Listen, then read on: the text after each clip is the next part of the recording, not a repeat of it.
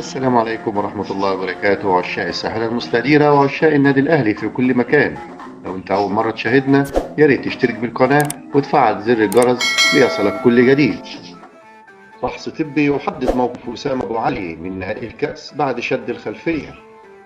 يخضع وسام أبو علي مهاجم الأهلي لفحص طبي على هامش مران فريقه غدا الاثنين لتحديد حجم الإصابة بعد شكوى من آلام في العضلة الخلفية على هامش مشاركته في المران الصباحي للفريق الأحمر أمس السبت في بداية التحضير لمباراة الزمالك الجمعة المقبل في نهائي كأس مصر.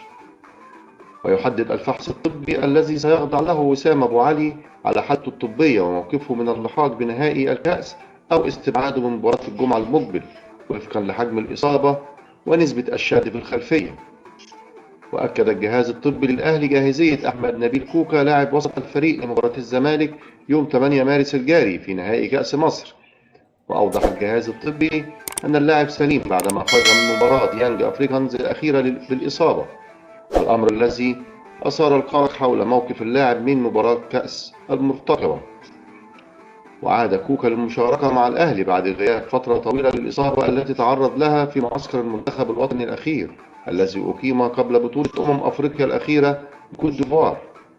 واشتكى كوكا من كدمة في الظهر في مباراة يانج التي أقيمت أمس الأول الجمعة باستاد القاهرة في ختام منافسات دور المجموعات لبطولة دوري أبطال أفريقيا، والتي فاز فيها الأهلي بهدف نظيف ليضمن قمة المجموعة.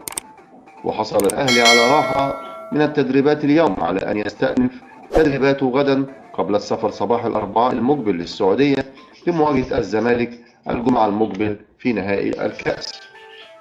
وأغلق الأهلي ملف بطولة دوري أبطال أفريقيا بشكل مؤقت بعد الفوز على يانج أفريكانز في المباراة التي أقيمت أمس على استاد القاهرة بهدف دون رد، وحسم التأهل إلى الدور ربع النهائي للبطولة متصدرا قمة المجموعة الرابعة برصيد 12 نقطة.